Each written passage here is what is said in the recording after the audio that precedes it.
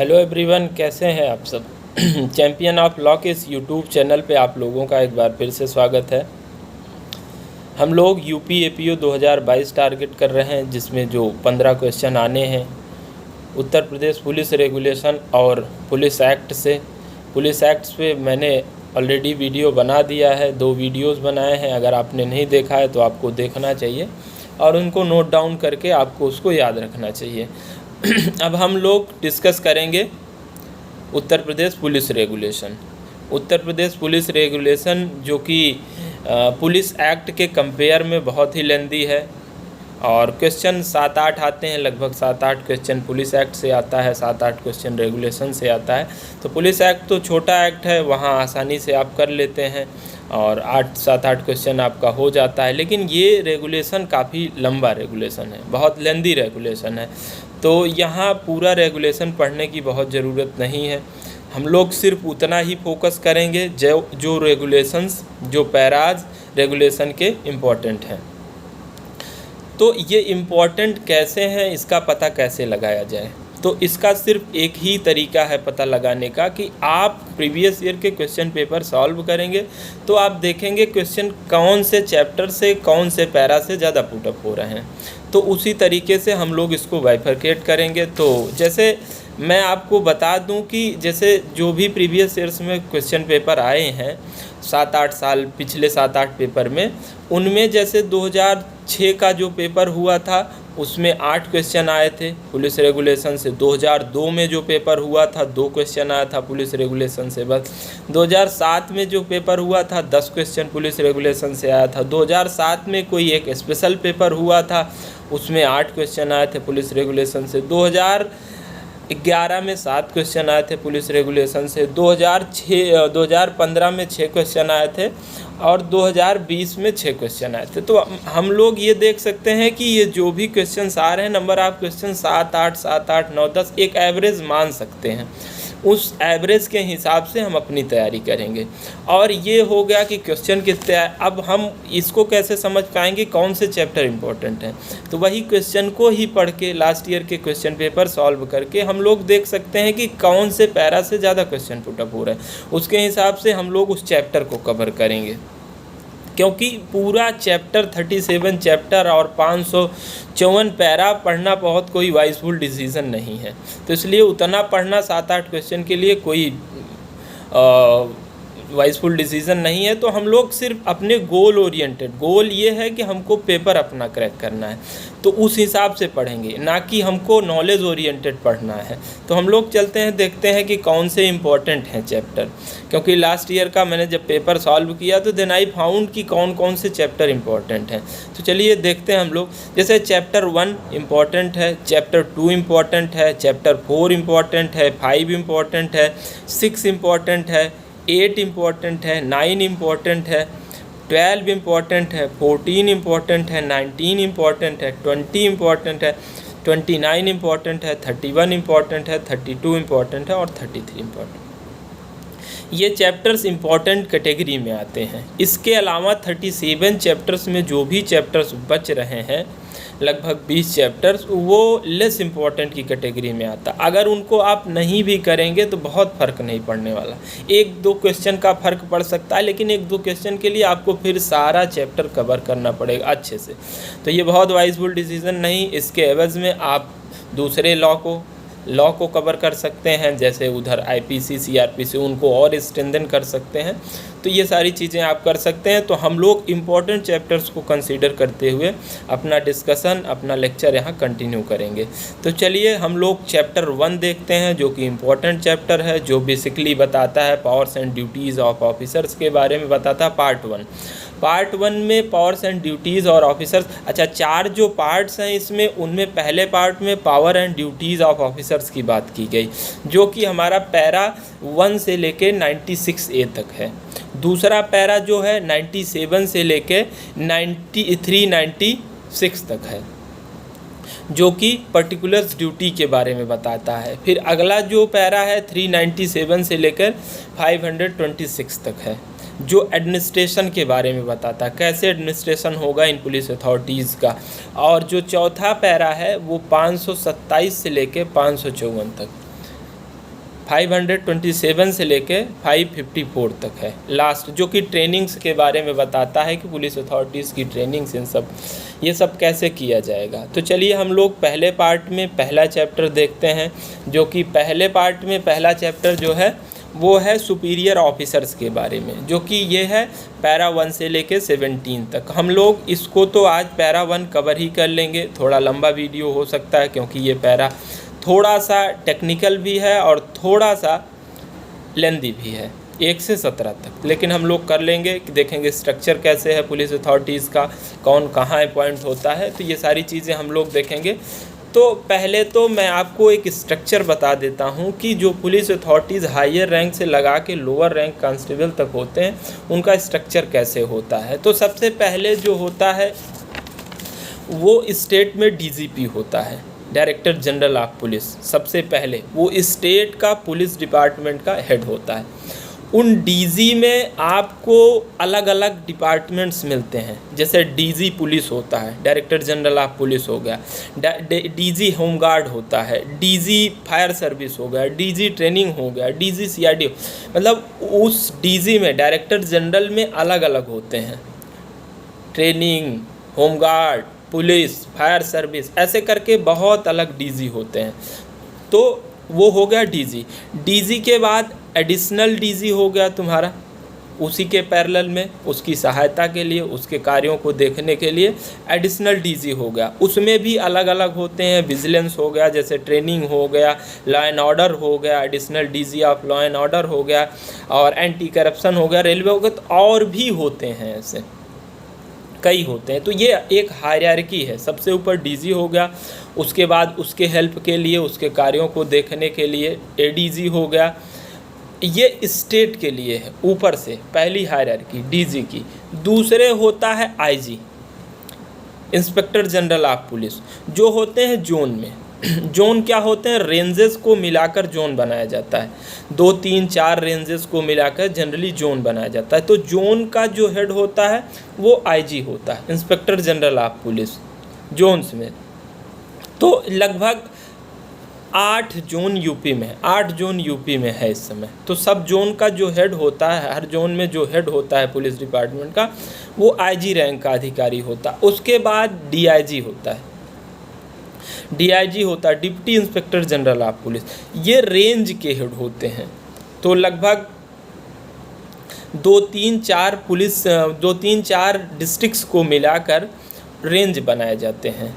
तो 18 रेंज इस समय है, 18 ranges are there in UP, और हर रेंज का जो चीफ होता है वो डीआईजी होता है। तो पहला डीजीपी, दूसरा आईजी जोन में, और तीसरा डीआईजी रेंजेस में। तो ये हो गए 18 रेंज के 18 डीआईजी। उसके बाद फिर स्टेट में अगर कोई लार्ज डिस्ट्रिक्ट्स में अगर कोई बड़ा डिस्ट्रिक्ट है तो वहाँ एसएसपी होता है, और छोटा कोई डिस्ट्रिक्ट है एसपी होता है। तो ये एसपी की सहायता के लिए एडिशनल एसपी होता है, असिस्टेंट एसपी होता है। उसके बाद डीएसपी होता है, DSP deputy superintendent of police, जो कि सीओ कहते हैं, सर्किल ऑफिसर जिसको कहते हैं। उसके बाद फिर सब इंस्पेक्टर होता है, फिर सब इंस्पेक्टर होता है, कांस्टेबल होता है।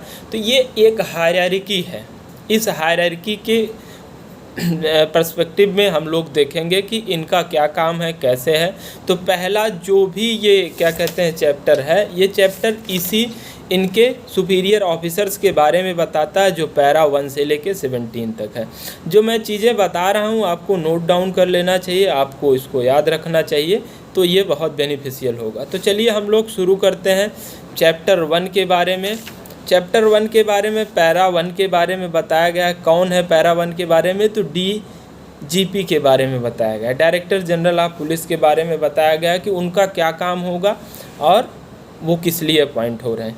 तो ये सबसे पहले ये कहता है कि जो डायरेक्टर जनरल ऑफ पुलिस होगा वो हेड पुलिस डिपार्टमेंट होगा, head of the police department of state होगा। ये कहता है director general is head of the police department and the advice to the governor in council all on the questions of police administration. पहले तो वो जो state का police का हेड होगा, पूरे स्टेट में पुलिस का सबसे सर्वे सर्वा ऑफिसर डीजीपी। उसके बाद फिर उसका दूसरा काम जो होगा, वो जो भी गवर्नर की काउंसिल होगी उनमें ऑल क्वेश्चन, जो भी क्वेश्चंस उनसे रिलेटेड होंगे पुलिस एडमिनिस्ट्रेशन से, उनको वो एडवाइस करेगा। गवर्नर की काउंसिल को वो एडवाइस करेगा पुलिस के जो भी पुलिस से रिलेटेड क्वेश्चंस वहाँ रेज होंगे। उसके बाद जो दूसरा काम है वो कहता है कि all orders from the governor in the council to member of the police force are issued through home. जो भी गवर्नर की काउंसिल से भी जो चीज़ें जो ऑर्डर्स होंगे पुलिस के लिए, जो भी ऑर्डर्स पुलिस को दिए जाएंगे वो डीजीपी के थ्रू ही दिए जाएंगे, डीजीपी के थ्रू दिए जाएगा। ऐसा नहीं डायरेक्टली किसी को भेज दिया। तो मीन्स जब भी होगा तो वो डीजीपी के नाम से वो ऑर्डर इशू होगा, ऐसा उसमें है। पावर एंड फंक्शन की हम लोग बात कर लेते हैं। तो डीजीपी का क्या पावर होता है? तो पहला तो वो है he is concerned with general allocation of staff. जो स्टाफ्स का एलोकेशन होगा उसका ही काम है। उसके बाद he is concerned with general distribution of the fund. जो भी स्टेट में फंड्स का डिस्ट्रीब्यूशन होगा पुलिस से रिलेटेड उसका वो देखेगा, उसका काम वही है। और उसके बाद he is concerned with posting, transfer, grant of leave to inspectors. तो जो भी इंस्पेक्टर्स को ट्रांसफ़र करना है, ग्रांट ऑफ लीव देना है, उसके बाद पोस्टिंग उनकी क्या होगी, सारी चीज़ों का डिसीज़न डीजीपी लेगा।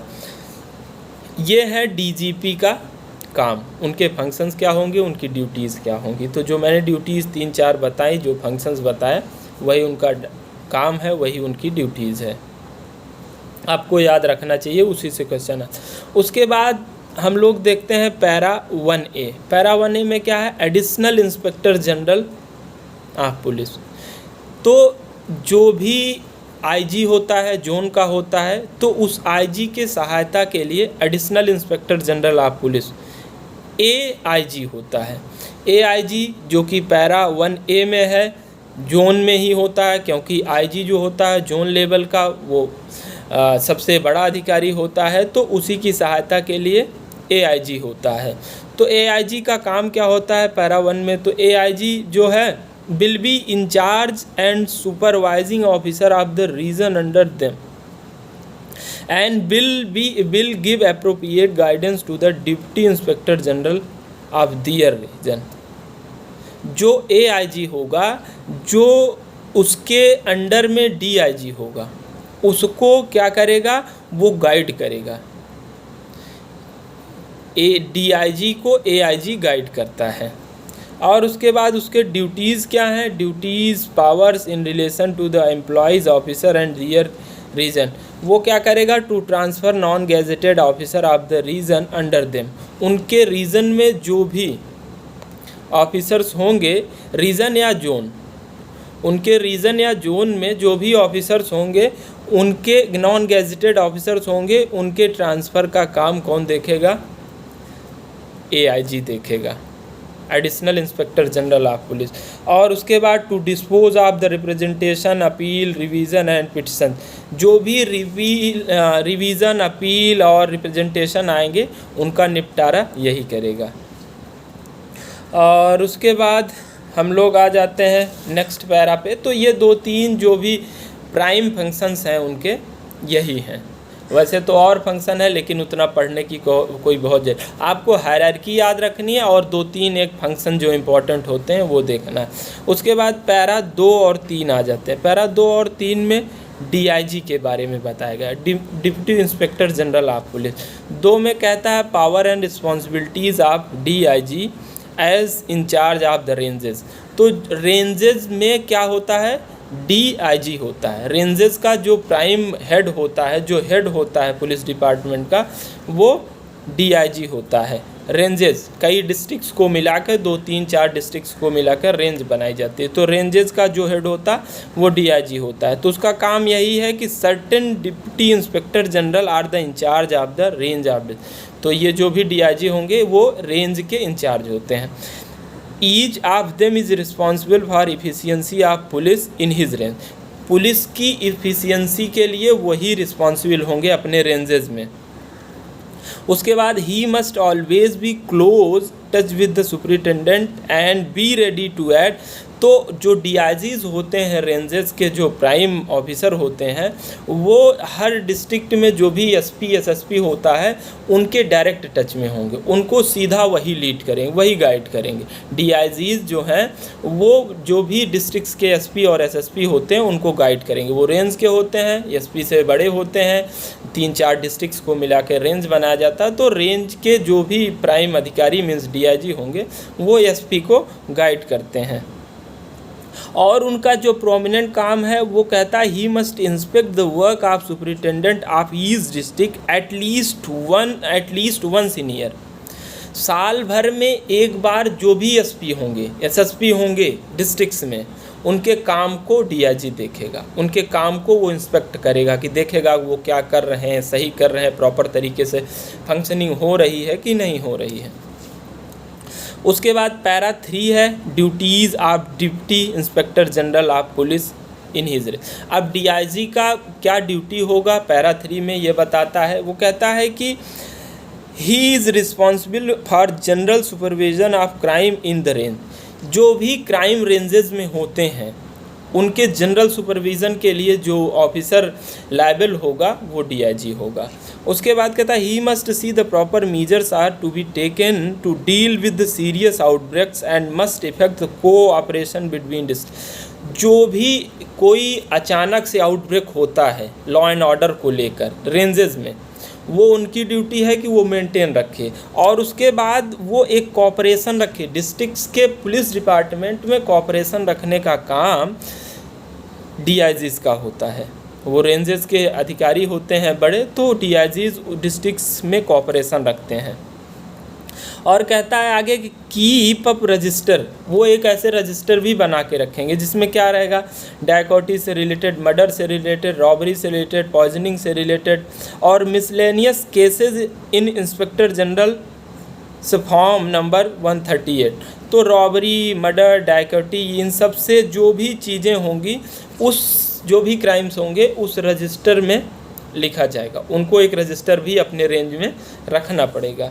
उसके बाद कहता है he must submit the inspector general a fortnightly report. वो आईजी को, उससे बड़ा अधिकारी आईजी है तो आईजी को हर 15 दिन में लॉ एंड ऑर्डर से रिलेटेड एक रिपोर्ट भेजता रहा है। फोरनाइटली भेजा। क्वेश्चन यही आ सकता है कि कितने दिन में एक रिपोर्ट भेजता है, तो 15 दिन में, fortnightly. Of crime which will include any matters relating to his range of which is considered that inspector general should be inform. जिस रेंज में वो अधिकारी होंगे अपने से ऊपर क्या कहते हैं, जो भी आईजीज होंगे उनको इन्फॉर्म करेंगे इन क्राइम्स के बारे में। 15 दिन में एक रिपोर्ट उनको भेजनी है। आगे है he will forward the inspector general special report of crime in exceptional cases. Exceptional cases में वो स्पेशल रिपोर्ट्स भी आईजी को भेज सकते हैं। उसके बाद और है जैसे डीआईजी के बारे में, he will also supervise training at police training college Moradabad. तो जो पुलिस ट्रेनिंग कॉलेज है मुरादाबाद में, उसको वो सुपरवाइज़ करेंगे। वहाँ कैसी ट्रेनिंग हो रही है, लोग कैसे ट्रेनिंग कर रहे हैं, किनकी हो रही किनको नहीं, तो ट्रेनिंग से रिलेटेड सुपरविज़न करना ये डीआईजी का ही काम है, जो मुरादाबाद में इनका ट्रेनिंग सेंटर है। उसके बाद फिर आ जाते हैं हम लोग पैरा 4 पे।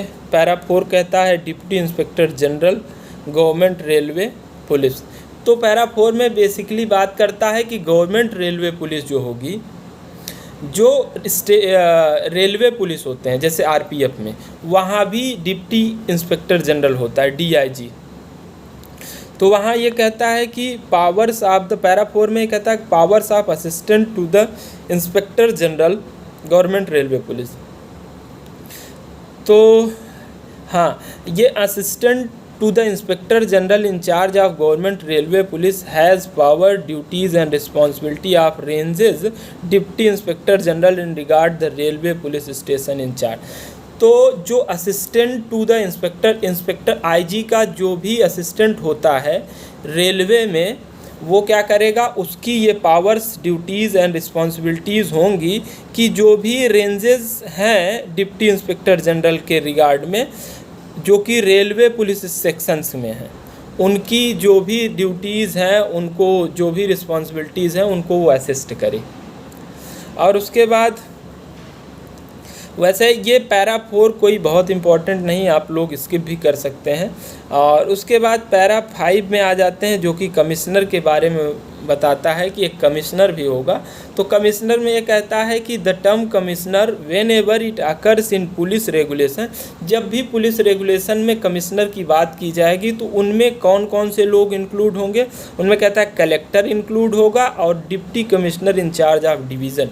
डिवीज़न में जो भी डिप्टी कमिश्नर होगा वो इंक्लूड होगा, और कलेक्टर, मतलब कमिश्नर में कलेक्टर आएगा और deputy commissioner in charge of division आएगा। क्वेश्चन यही आएगा कि कमिश्नर में कौन कौन इंक्लूड होते हैं, तो कलेक्टर और deputy commissioner in charge of division. Power क्या होते हैं इन कमिश्नर का, पैरा 5 बताता है कि power of commissioner of division exercise generally power of supervision. Supervision का पावर वो एक्सरसाइज करता है। क्या सुपरविज़न करता है, over the district magistrate, DM के ऊपर ये सुपरवाइज करता है, डीएम को सुपरवाइज करता है ऑफ दियर रिस्पेक्टिव डिवीज़न्स। अच्छा, जो डिवीज़न्स होते हैं, जो वहाँ रेंजेस होते हैं, 18 रेंजेस होते हैं, कमिश्नर के रेफरेंस में उनको डिवीज़न बोला जाता है। तो हर डिवीज़न में कमिश्नर होता है, और कमिश्नर जो है उसका डायरेक्ट जो लिंक होता है वो डीएम से रिलेटेड होता है। तो डीएम को अपने डिवीज़न में जितने भी डिस्ट्रिक्ट्स होते हैं उन डीएम के काम को सुपरवाइज करना, सुपरविज़न उनका करना, वो कमिश्नर का काम है। पैरा 5 में कमिश्नर के बारे में बताता है, और वो कमिश्नर डिस्ट्रिक्ट मजिस्ट्रेट को सुपरवाइज करते हैं। फिर हम लोग आ जाते हैं पैरा 6 से पैरा 11 तक, जो कि डीएम के बारे में बताता है, जो कि इम्पोर्टेंट पैरा है, इसको हम लोग देख लेते हैं। पैरा 6 में बताता है कि जो मेन प्रोविज़न है वो कहता है कि DM is the head of criminal administration of district. DM जो है, ये सीधा क्वेश्चन आता है, direct question, who is the head of criminal administration of district, तो सीधा कौन है ये, इसका आंसर डीएम। और जब ऐसे क्वेश्चन आता है who is the administrator of the police in district, तब उसका सीधा आंसर होगा एसपी। लेकिन क्रिमिनल एडमिनिस्ट्रेशन की बात करें तो डीएम, क्रिमिनल वर्ड जुड़ा तो डीएम। तो डीएम जो है पैरा 6 में बताता है he is the head of criminal administration of the district. और उसके पास और जो पावर्स होंगी, he has special powers with reference to allocation of village chowkidar of district. जो भी डिस्ट्रिक्ट्स में विलेज चौकीदार का अपॉइंटमेंट होता है वो कौन करेगा, डीएम करेगा। बहुत इंपॉर्टेंट क्वेश्चन है ये। और उसके बाद he has departmental powers in connection with punishment of village चौकी। तो जो विलेज चौकीदार है उसको पनिश करने का जो पावर होगा वो डीएम के पास होगा। उसके बाद फिर आ जाते हैं पैरा 7 में। पैरा 7 कहता है information to district magistrate of all serious crime and any of the sudden increase in the volume of the crime. तो जो एसपी होगा वो सारे भी डिस्ट्रिक्ट में जितना भी क्राइम हो रहा होगा, या फिर कोई सडन इंक्रीज ऑफ क्राइम है, अचानक से क्राइम आउटब्रस्ट हो गया, तो उसका जो है इन्फॉर्मेशन डीएम को देगा। कौन देगा, एसपी देगा। अबाउट द सीरियस क्राइम्स 7 यही कहता है कि कौन, क्वेश्चन यही आ सकता है कि कौन जो है डीएम को इन्फॉर्म करता है सीरियस क्राइम्स के बारे में। तो पैरा 7 के हिसाब से एसपी करेगा। उसके बाद फिर हम लोग आ जाते हैं पैरा 7A में है powers of DM to ask SP to institute inquiry in case of any stand inaction, corruption, harassment और abuse of authorities, wrongful detention by police. तो जो है डीएम पैरा 7A में कह सकता है एसपी को कि जो भी करप्शन चल रहा है, हरासमेंट चल रहा है, abuse of authority, wrongful detention चल रहा है, तो वो एसपी को कह सकता है, अगर उसमें एक्शन नहीं लिया गया है पैरा 7A में, कि इसको केस रजिस्टर करिए, इसका इंक्वायरी करिए, इन्वेस्टिगेशन करिए, ये सारी चीज़ों के लिए उसको वो कह सकता है 7A में। उसके बाद हम लोग आ जाते हैं पैरा 8 में। पैरा 8 में कहता है instruction to the DM in exercise of his power of control. Para 8 में तो यह है कि district magistrate in exercise of his power of control should avoid doing anything weaken the superintendence authority. Para 8 में ये कहता है कि डीएम को ऐसा कोई काम नहीं करना चाहिए जिससे कि जो एसपी की अथॉरिटी है, एसपी का जो ओहदा है, पोस्ट है, उससे उसके ओहदे को वो कमज़ोर बनाए। पैरा 8 यही कहता है कि उनके बीच कॉपरेशन होना चाहिए। ये नहीं कि डीएम अपना अलग चल रहा है, एसपी अलग चल रहा है, नहीं। डीएम क्योंकि क्रिमिनल एडमिनिस्ट्रेशन का हेड होता है तो उसको ऐसा कुछ नहीं करना चाहिए कि जिससे एसपी की जो अथॉरिटी हो वीकेन हो, पैरा 8 में। और उसके बाद कहता है difference of the opinion should be adjust privately and no friction between two officer should be apparent.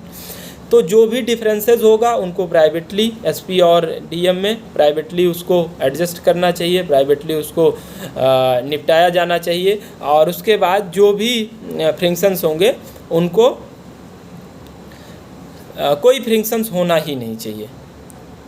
तो ये पैरा 8 कहता है। फिर उसके बाद पैरा 9 है inspection of the police by DM. DM जो है वो कहता है district magistrate should normally inspect the each police station once during in financial year. साल भर में मीन्स फाइनेंशियल ईयर में, पूरे फाइनेंशियल ईयर में हर पुलिस स्टेशन का, each police station should be inspected bye DM.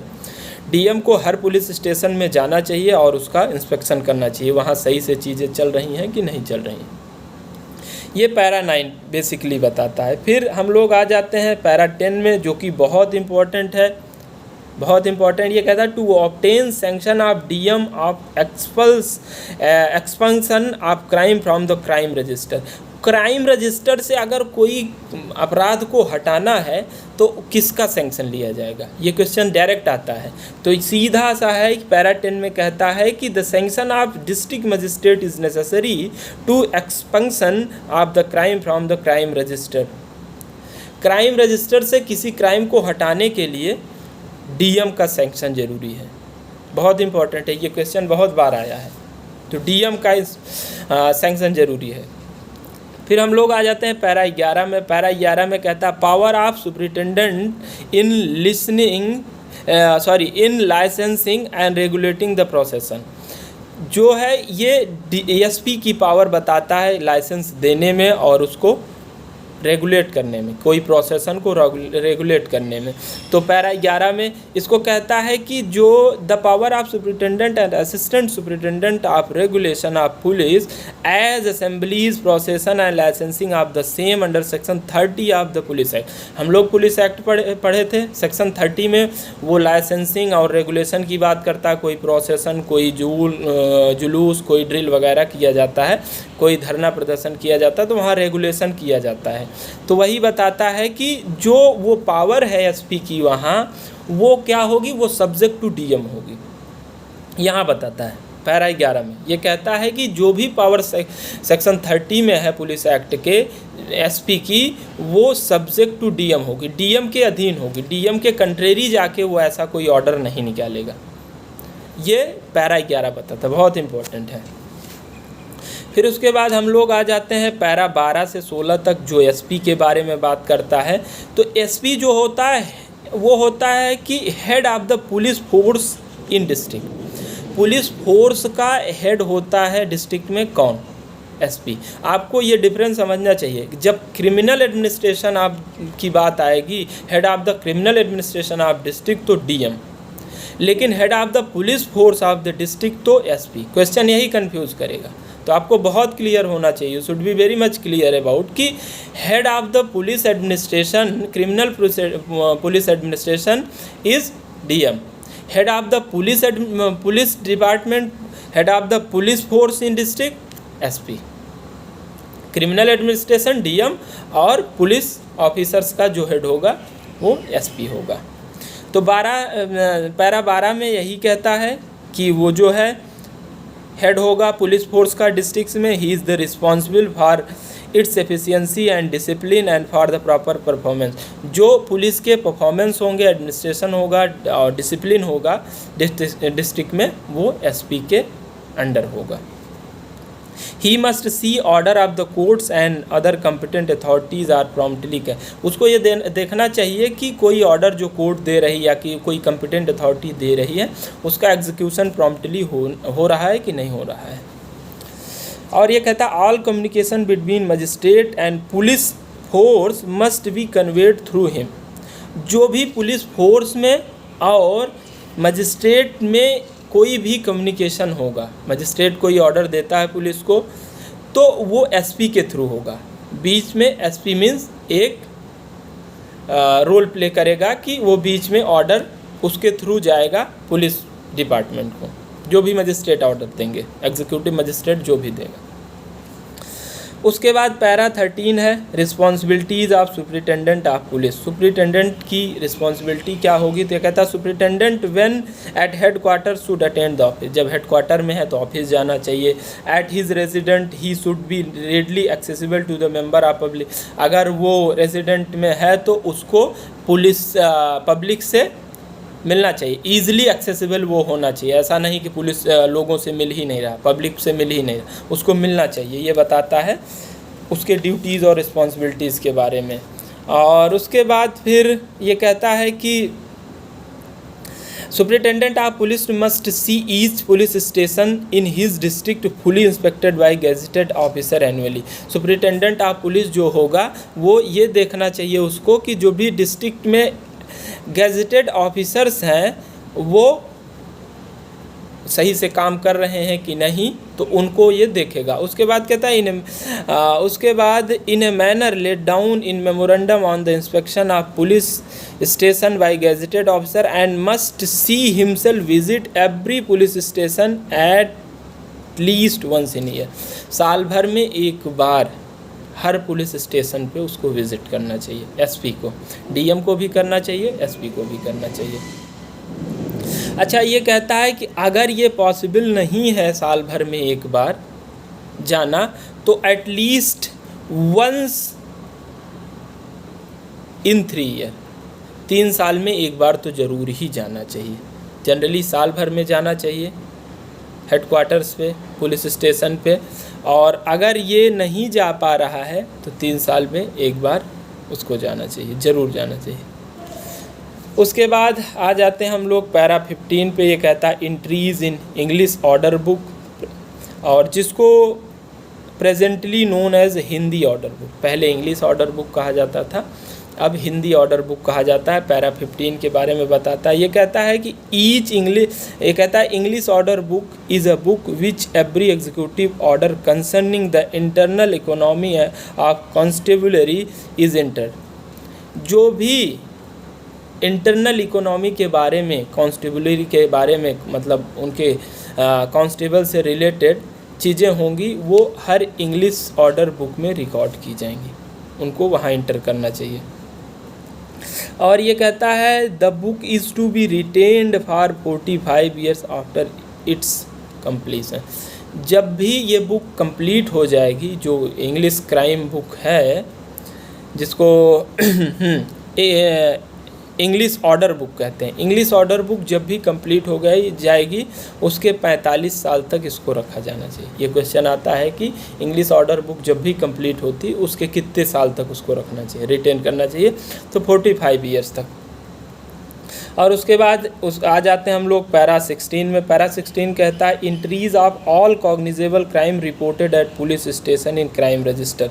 तो ये कहता है कि जो भी कॉग्निजेबल केसेस होंगे उनको क्राइम रजिस्टर में एंट्री करना चाहिए। All cognizable crime reported at the police station must find entry in English crime register. English crime register में जो भी कॉग्निजेबल केसेस होंगे उनको लिखना चाहिए, उनको वहाँ रिपोर्ट करना चाहिए। तो ये इसका ये मेन प्रोविज़न है पैरा 16 का, यही क्वेश्चन आता है। उसके बाद हम लोग आ जाते हैं पैरा 17 पे। तो पैरा 17 ये कहता है assistant and deputy superintendent of police के बारे में बताता है। Power and duties of assistant and deputy superintendent of police. DSP के क्या पावर होंगे, उनके ड्यूटीज़ क्या होंगी। तो ये कहता है असिस्टेंट एंड डिप्टी एसपी में perform any of the superintendents work which he is not obliged by law और रूल टू डू परसेंट। जो भी एसपी पर्सनली करने के लिए ऑब्लाइज नहीं है लॉ से या रूल से। वो सारे काम कर सकता है कौन? जो असिस्टेंट उसका होगा या जो कि डिप्टी सुपरिटेंडेंट ऑफ पुलिस होगा, जो डीएसपी होगा, यानी कि सीओ सर्किल ऑफिसर, या फिर उसका असिस्टेंट। ये दोनों, अगर एसपी कोई काम पर्सनली करने के लिए बाध्य नहीं है तो वो ये कर सकते हैं। पैरा 17 बताता है। एक और पैरा था 17A जो कि डिलीटेड है, उसका कोई मतलब नहीं है। तो हम लोगों ने चैप्टर 1 कर लिया है जो कि लेंदी चैप्टर था, टाइम लगा। और अब हम लोग नेक्स्ट उससे कम से कम 2-3 चैप्टर जो छोटे छोटे चैप्टर्स हैं उनको कंप्लीट कर लेंगे। ये वीडियो हो गया लगभग 35 मिनट्स, तो हम लोग आज यहीं इसको ख़त्म करते हैं। अगला वीडियो जो होगा, छोटे छोटे चैप्टर्स हैं, 3, 4, 5 चैप्टर्स एक दिन में हो जाएंगे। तो हम लोग मिलते हैं नेक्स्ट वीडियो में, तब तक के लिए बाय बाय। और अगर वीडियो पसंद आया तो like, share, subscribe and comment ज़रूर करें। चलिए, थैंक यू।